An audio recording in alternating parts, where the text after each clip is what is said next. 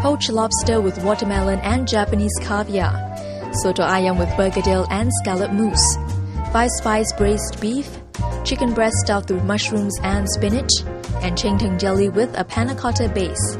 Some 2,000 guests, including US President Barack Obama, will be treated to a burst of tantalizing flavors this Saturday. They will be tucking into these mouth-watering dishes at a gala dinner held at the Esplanade. Razer TV talks to Chef Anderson Ho to find out more about this luxurious 4-course meal. Can you explain to us the dish? Okay, first course is actually a lightly poached Maine lobster with a tobacco, and underneath is this is a sweet chili sauce perfumed with lemongrass as well. Pickled watermelon. Watermelon has to be well chilled. Gives a very refreshing taste. On top of that, we actually brush with tarragon vinegar about an hour or so just before we serve. Because of the vinegar, it's sweet and sour at the same time. So we're trying to add few elements in one dish. It may look pretty simple, but the thought process that has gone through the fellow chefs here, quite a number of hours has been put in. And then organic cress, I think you need some salad. At the moment, organic seems to be the in thing, so we have added some organic cress on top to give that first course appetizer salad kind of feeling. So what is the inspiration behind this dish? Different people like different dishes. I think ultimately it all boils down to favorites, and these were chosen. I guess lobster is not from this world, this part of the world. It's Maine lobster, so it's from the US. The dressing itself, Asians do like seafood. We are presenting this to the world leaders instead of using giant prawns. So I think lobster will be better received, I guess, to a certain extent.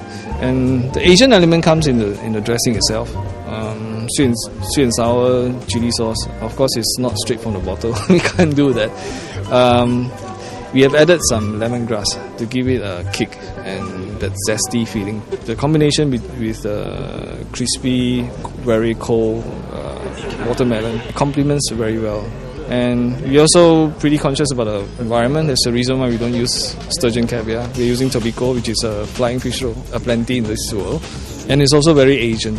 Second course, soto ayam. You can get it in hawker center, you can get it in restaurants as well, or even hotels.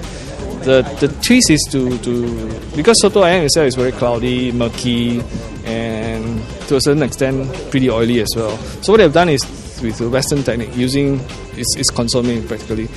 We cook the soto ayam traditionally, and after which we will add minced chicken and egg white, and we will start doing the clarification because egg white actually collects all the particles from the soup, and that clarifies the soup, which we gently pass through a very fine muslin cloth so that the soup is clear.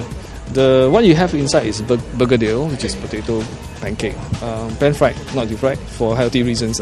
And the scallop mousse is very, very light and gives it another twist, which is an Eastern and Western element. Because scallop mousse is definitely Western, it's not Eastern at all. I think a lot of people will be thinking, why is this flavor so familiar and yet I do not know what it is? Until you look at the menu and then you say, oh yeah, soto ayam. It tastes exactly like soto ayam. But then the surprise will be the scallop mousse.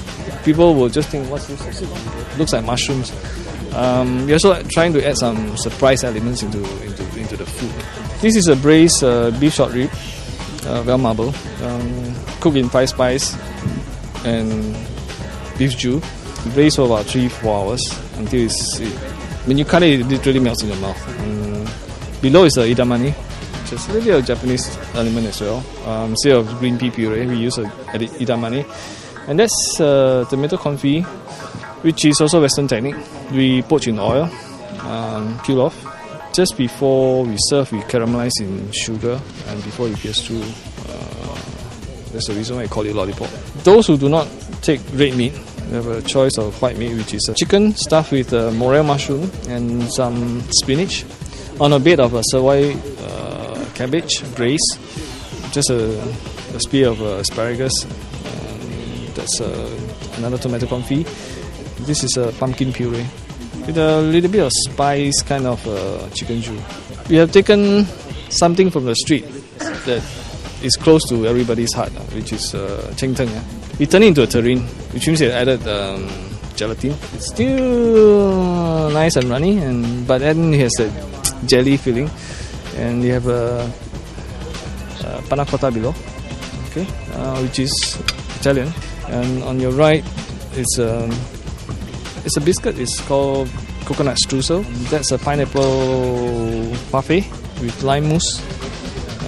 Those are lime zest. Just brush with sugar syrups and garnish with chocolate. That's for aesthetic reasons. The sauce is a mix of both Western and Eastern again. It's actually berries and red dates, slowly poached. It's like a coulis. And you have a kumquat, which is also from this part of the world, and dried lily bud, but cooked in syrup with vanilla bean. That completes the meal. Of course, without the wine and the pralines, it's not complete. That is for all the world leaders, and that's for the ministers. This uniquely Singaporean meal will be prepared by a team of local chefs. Watch our other clips to find out more about the preparation process.